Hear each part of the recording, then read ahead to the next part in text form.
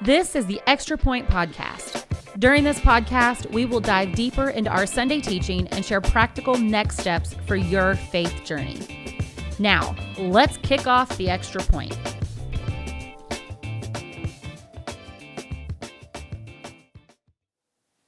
Hey, welcome to the Extra Point. I'm Cheryl Ross, the Next Steps and Discipleship Pastor here at Southridge Church, and I'm with Scott Beha, our lead pastor, and we are in our series, The Kingdom. But before we get into our deep dive of that, I want to make sure that if you haven't liked or subscribed to this podcast, that you go ahead and do so.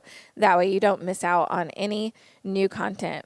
Well, Pastor Scott, on Sunday, you talked about the master of the kingdom, which is Jesus, and you posed this question about why we think, what we think the most offensive thing Jesus ever said was, and explain to us real quick a little bit about that and kind of a brief recap of the message, the sermon, if you will.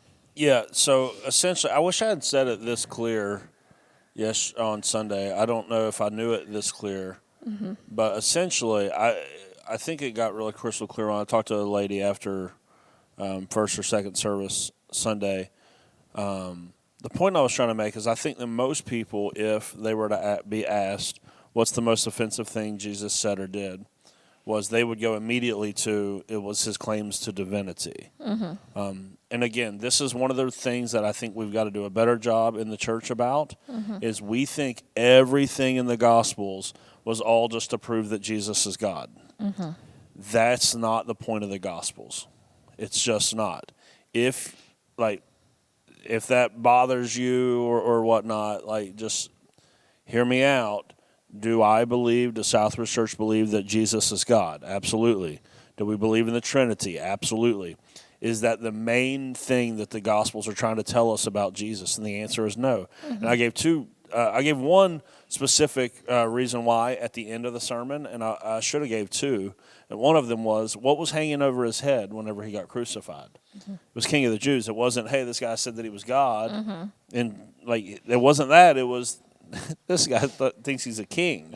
That was the most offensive thing he did. And furthermore, if you want to take it another step, what did they always call Jesus? Jesus the Christ, which is the Greek word that we get for Messiah or anointed one, which was the anointed one in the Old Testament is a king. The reason why all of that gets so muddied up is, and to this day, why modern day Jews still reject Jesus in the way that the Christian church teaches about him is because they go, we weren't looking for a God, we're looking for a Messiah. Now, the really cool thing about the Bible is it weaves this thread of how the Messiah, it will be Israel's God incarnate, and you have to know all the threads to pull to get there. Yeah. But that's why modern day Jews and Jews of Jesus' day were like, no, we're not concerned about his deity. We weren't looking for God in that way. They were looking for God's presence to come back and dwell among them the way that it had in the temple. And then they were looking for a leader like David to come and overthrow the Roman. They did not think that these two things would happen simultaneously in the person and work of Jesus of Nazareth. But at the end of the day, the thing that got Jesus in the hottest water and in the most trouble was his claims to royalty, not his claims to deity. Yes, he said some stuff that made it sound like, oh, this guy thinks that he's God, that ruffled feathers. I'm not saying that wasn't an offensive thing that he did. Right. It is not the heartbeat of what Jesus is trying to disclose about himself.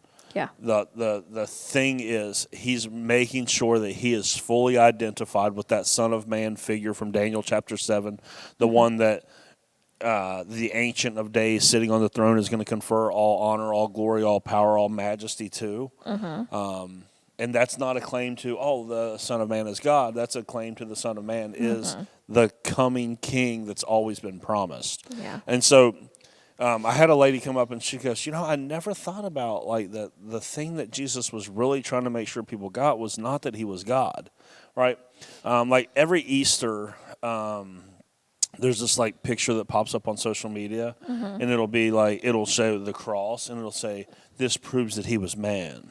the resurrection. This proves that he was God. And it's like, you could not be further from the truth as to what those two things mean whatsoever. Like, if you don't look at the crucifixion as the king on his throne showing the self-loving or self-giving love of the Father to all of humanity, and it's going to be through that redemptive act that's going to start the new creation, start God's kingdom, and all, like, it had nothing to do with the fact that he was, this proves that he was a man. No, that's not what's happening on the cross. If that's your theology of the cross, you have like a puddle size depth of understanding of the cross. And if you think the resurrection proves that he is God, that's, again, a puddle size understanding of what the resurrection is about, rather than resurrection being the 8th day of creation, the new creation. All things are now made new because the kingdom has come. The king has come through the final enemy of death and now made a way for those that are in his kingdom to also conquer death. And so, like, that pops up every Easter, and I see that and I go, no, that's not what's happening. Why are we missing this? Or people will automatically, they'll go to the miracles, and I go, what do you think Jesus was trying to do in the miracles? And they'll go, well, he did the miracles because this is the only sense they can make out of the Gospels, because most people don't know how to read the Gospels. The only sense they can make out of it is, well, the miracles were to prove that he's God. It goes, no, the miracles have nothing to do with proving that Jesus is God. The miracles had everything to do with showing what life will be like when God is king. In the new heavens and the new earth, in God's kingdom, people that are sick will be made well. People that are outsiders will be made insiders. That was the point of the miracles. The miracles were not to prove that Jesus is God. Again, the main point is not to say that Jesus is God, even though that is fully true, and in some areas it becomes very obvious that's what he's doing. This is how the rest of the New Testament writers, the early church, were able to kind of take all of this information and immediately begin to say that Jesus was God early on. I'm not saying that they didn't do that, but the bigger thing, what happened was they started to weave all of these pictures together to go, Jesus is God in the sense that is Israel's God has come incarnate to be the coming Messiah to usher in the kingdom. And this is how God became king, is through the life, death, and resurrection of Jesus. There's too much focus where we just focus on the death and resurrection of Jesus to come up with our theology about what was happening in the Gospels. But if you don't understand, every single thing the Gospel writers are writing is on purpose to tell a greater story, and it's not just, well, here's his miraculous birth that proves he's God. Here's this life where he does miracles and teaches with authority. That proves that he's God. Then he dies for our sins and he raises on the third day. That proves that he's God. It's like, if that's the only thing you get out of the Gospels, you are missing the whole Gospels. You're missing it. So my point is, the most offensive thing Jesus ever said was that he was the Messiah, that he was the king. This is why. So the first thing I said was the thing across the top. The second reason why it becomes painful, obviously, see, they went around calling him Jesus Christ. To this day, we still call him Jesus Christ. Most people think that's his last name. It's his title. If the most important thing about Jesus was that he is God, they wouldn't he have had a different name? Wouldn't they have identified him with, like, Jesus Yahweh or, like, Jesus deity? Like, no. They identified him most closely with this messianic figure of the Old Testament. And again, that doesn't take away from the fact that Jesus is God and that the Trinity is a true doctrine that the church has held for 2,000 years now. I'm just saying you have to learn how to read the Gospels. And I think I've loved, sitting under your leadership and your teaching, because I think you've really instilled that within us as staff.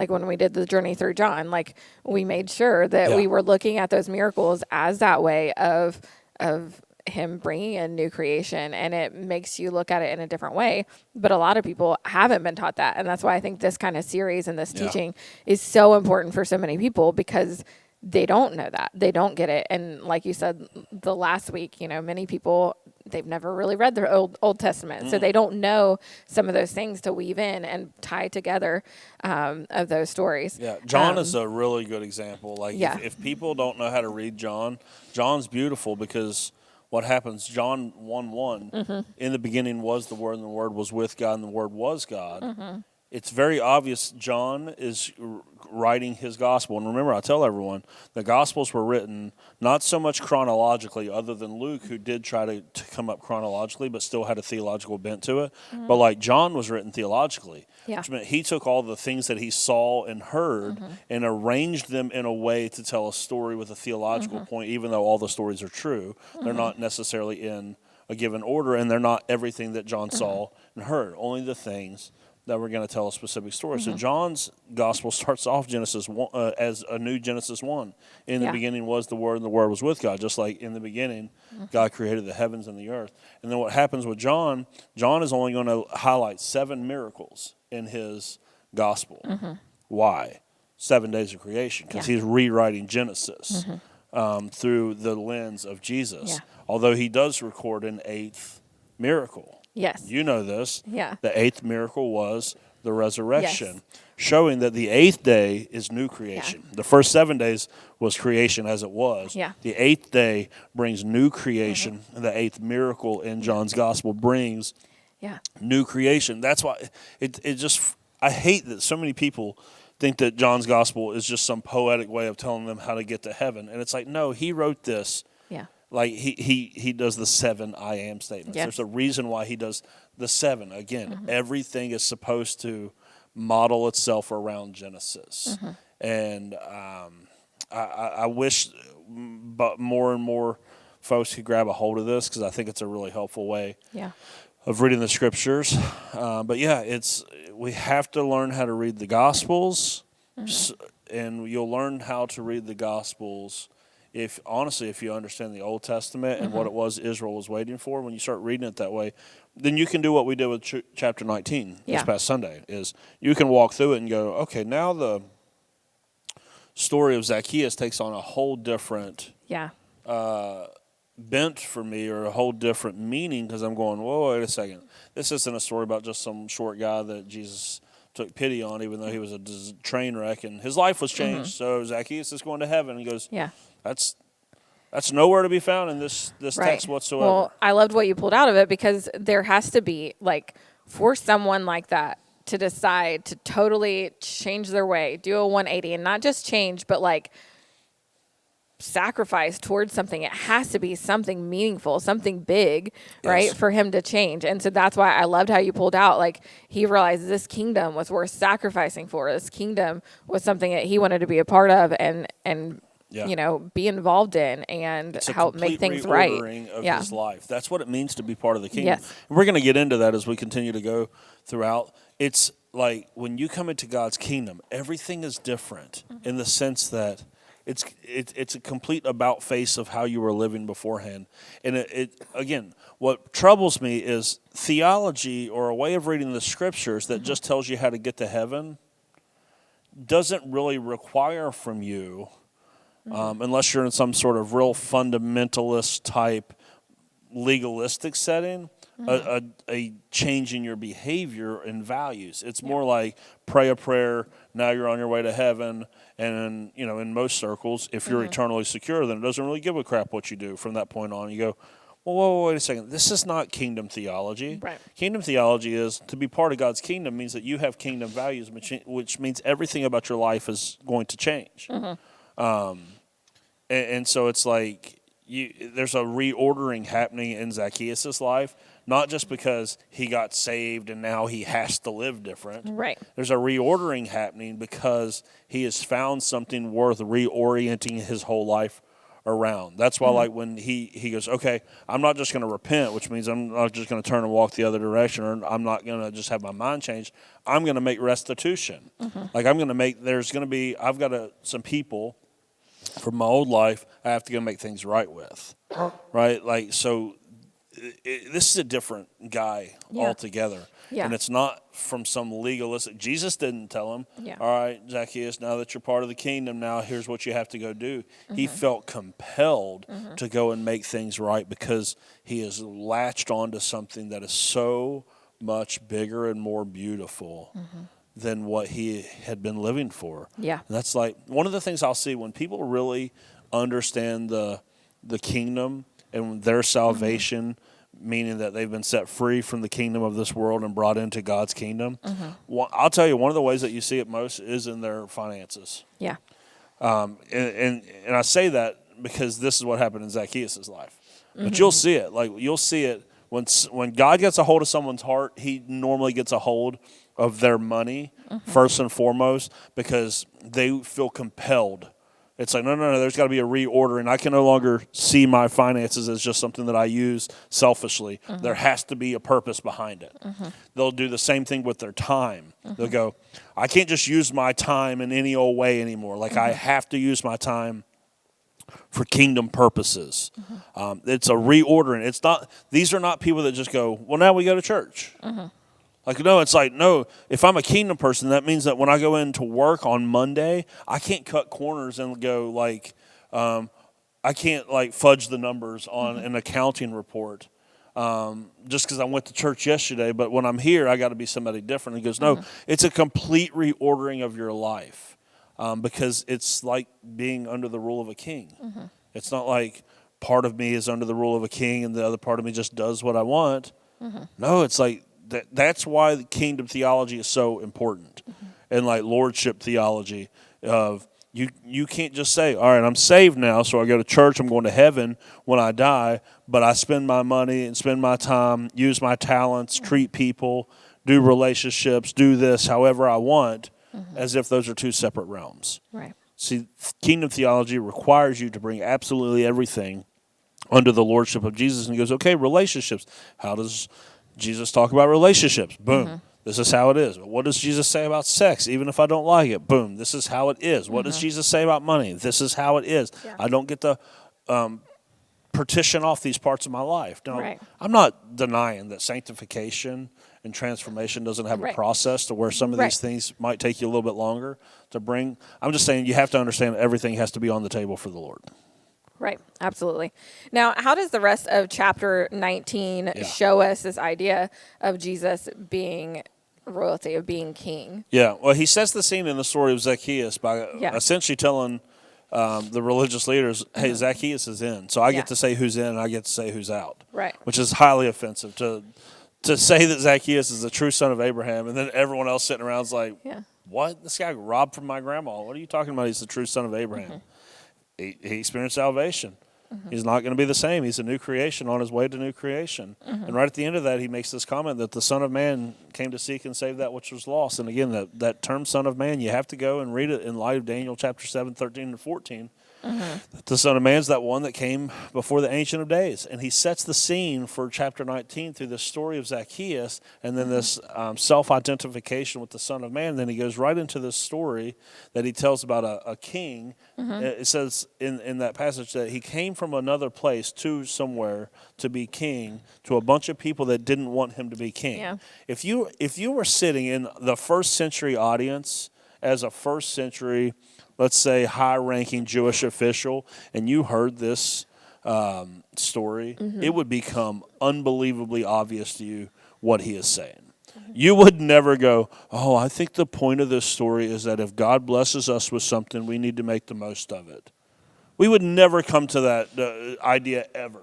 Right. If we were a first-century Jewish man or woman listening to the story, it would be obvious that Israel is that third unfaithful servant and that Jesus is claiming to be the king who came from somewhere else to a new place and is being rejected by these people. Yeah. And because of that, he's now going to pronounce judgment over these people. It becomes very clear Jesus is making the point, I am this king, you are these people, and for your rejection of me is coming judgment.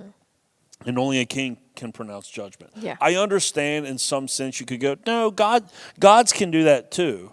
And it's like, yes, but a king pronounces judgment in a kingdom.